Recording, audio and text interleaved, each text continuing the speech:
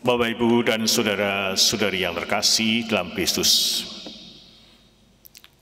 hari ini adalah hari raya Santo Petrus dan Paulus. Dua pribadi yang sangat berbeda satu sama lain. Petrus adalah seorang nelayan yang sangat sederhana. Paulus seorang terpelajar yang dididik dalam tradisi Yahudi pada waktu itu. Dia mempunyai suatu kemampuan retorika yang sangat baik sekali. Itulah Paulus. Petrus digambarkan memegang kunci, sedang Paulus digambarkan memegang pedang. Namun Bapak Ibu sekalian saudara kasih, keduanya sama-sama merupakan pilar gereja. Mereka adalah tokoh besar dalam pewartaan Injil. Dua orang hebat yang ada suatu gereja masih muda dan baru berdiri. Santo Petrus itu bergerak di kalangan orang-orang Yahudi. Sedangkan Santo Paulus bergerak di antara orang-orang yang bukan Yahudi, artinya keluar. Mungkin kalau dikatakan Petrus itu menteri dalam negeri, lalu Paulus itu menteri luar negeri. Itulah kalau kasarnya pada zaman sekarang ini, kalau kita mau membayangkan supaya terbayang bagaimana. Bapak, Ibu, dan saudara kasih, Petrus merupakan salah satu murid yang dekat dengan Yesus. Dia itu pernah berjanji ingin membela Yesus, namun kemudian menyangkalnya sampai 3 kali. Kemudian ia melarikan diri setelah 3 kali menyangkal sang guru itu. Tetapi Petrus tetap setia menjadi murid Yesus. Inilah kehebatan Petrus. Kendati sudah menyangkal 3 kali, pergi lari ketika Yesus ditangkap, tapi dia tetap setia untuk mengikuti Yesus. Malah yang hebat lagi adalah Petrus mendapat mandat dari Yesus sendiri untuk mendampingi komunitas para murid pada waktu itu. Petrus pernah ditanya oleh Yesus sampai 3 kali, "Apakah engkau mencintai aku?" Sampai 3 kali.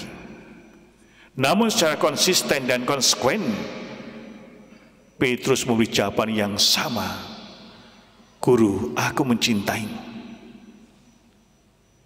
Karena konsistensi jawabannya dan juga tahu Yesus tahu bagaimana integritas daripada Petrus itu sendiri, maka Yesus berkata, "Gembalakanlah domba-dombaku."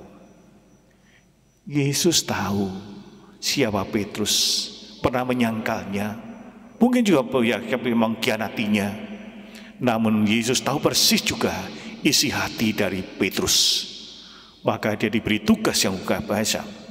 Bapak, Ibu, dan saudara kasih, Santo Paulus itu dipilih Tuhan sebagai rasul ketika Yesus sudah bangkit dari kematian. Dia yang pada mulanya bernama Saulus merupakan penganut Yahudi yang sangat fanatik. Di pintu masuk kota Damaskus, tiba-tiba seberkas sinar menyilaukan dia. Dia menjadi buta, dan sejak saat itu dia berubah menjadi rasul Yesus yang sangat fanatik juga seperti sebelumnya. Inilah kehebatan dari Paulus. Sebelumnya fanatik terhadap tradisinya, bahkan mengejar-ngejar orang-orang Kristen, tapi setelah menjadi pengikut Yesus, dia pun juga fanatik luar biasa.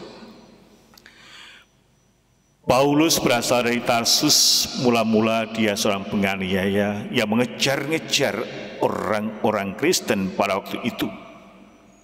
Namun setelah ketemu Yesus yang bangkit, dia berubah total dan juga sangat radikal sekali. Dia menjadi pembela iman kepada Yesus yang sangat besar. Dia dipenjara, dia dianiaya, tapi imannya tidak pernah berubah. Justru lewat penjara, lewat penganiayaan yang luar biasa itu, iman Paulus semakin kuat, semakin menjadi hebat dan luar biasa. Bapak, Ibu, dan saudara kasih, Merenungkan dua tokoh yaitu Petrus dan Paulus sungguh sangat menarik bagi kita pada zaman sekarang ini. Kita dapat menemukan bahwa kasih menutupi segala kesalahan. Itulah kalau kita lihat bagaimana hidup Paulus maupun Petrus itu kelabu dan mungkin dikatakan hitam sama sekali. Namun kasih Allah menutupi segala-galanya. Yesus tidak mencari-cari kesalahan mereka.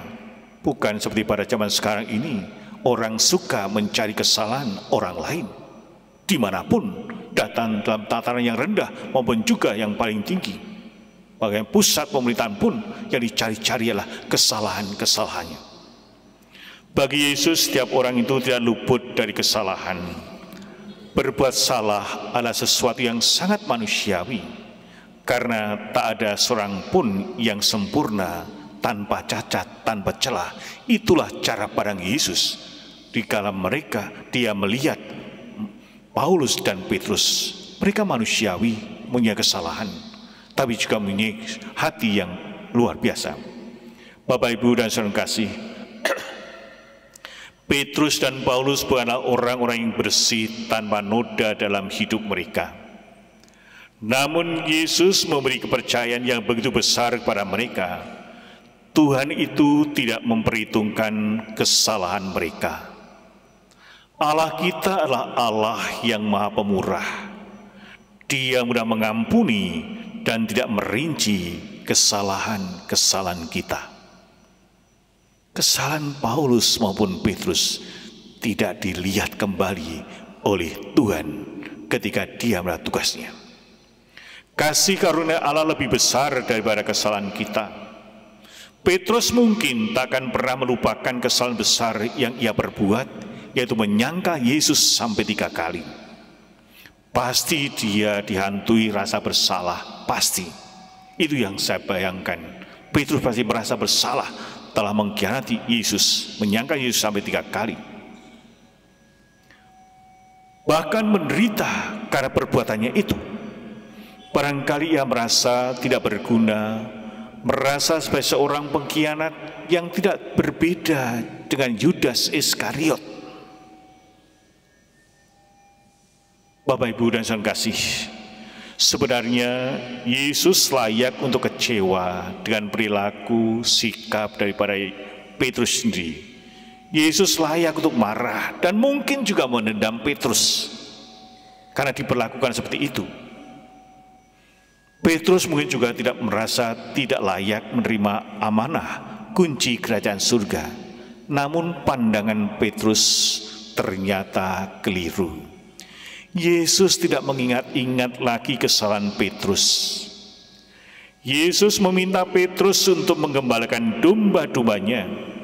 Yesus memberi tugas yang besar di dalam gereja. Itulah yang terjadi.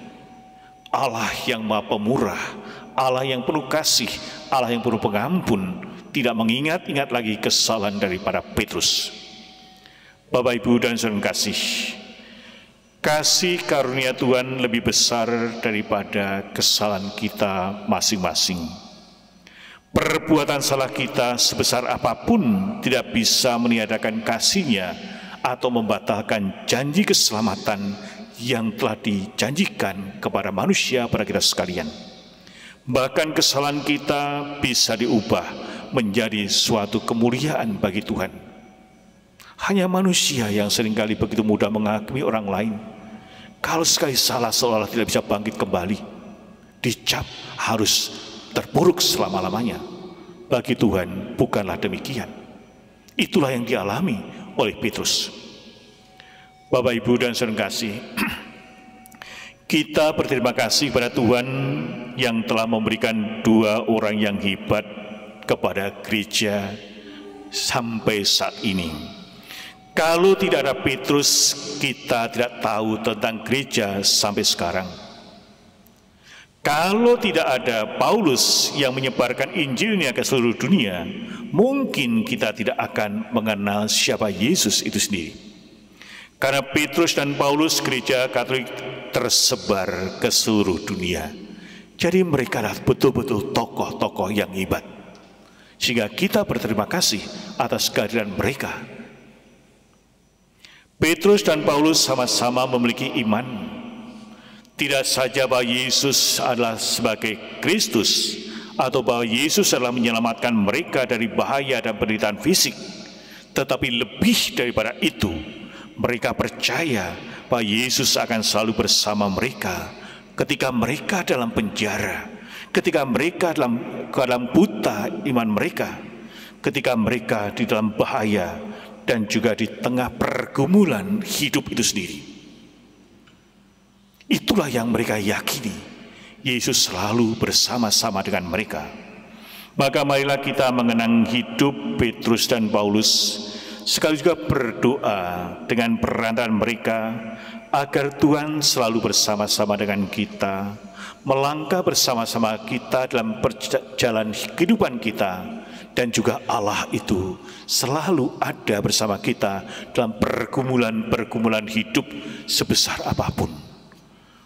Semoga semangat Paulus dan Petrus hadir dalam diri kita pada saat ini, terlebih-lebih dalam menghadapi pergumulan-pergumulan yang mungkin berat sekalipun. Allah tidak pernah melupakan kita semua.